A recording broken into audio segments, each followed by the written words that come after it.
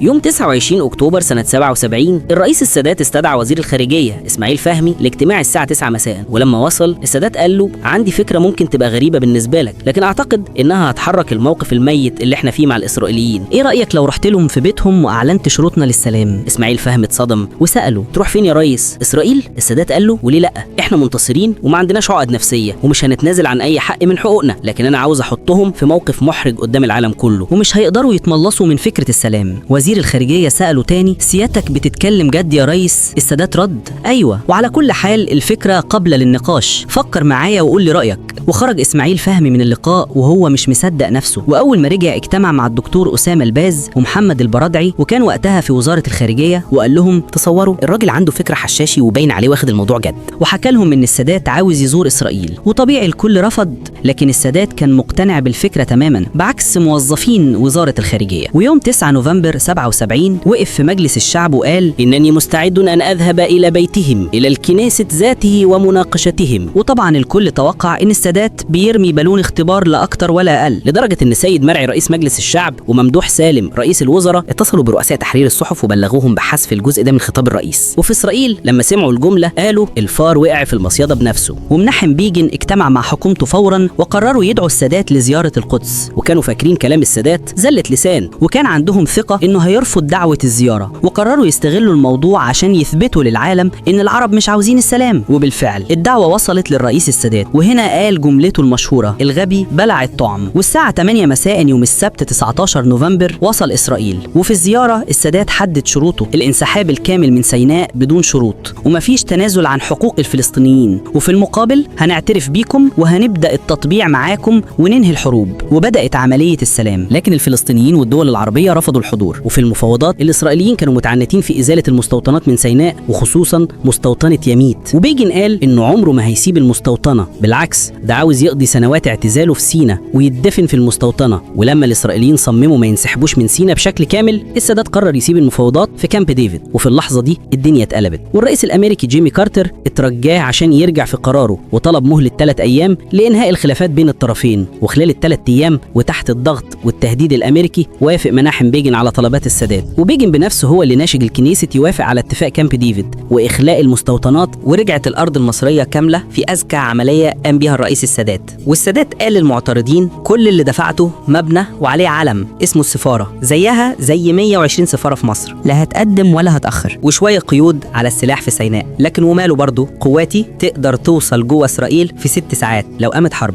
وأنا لو كنت سمعت كلام الموظفين اللي حواليا لا كانت الأرض رجعت ولا سيناء اتحررت.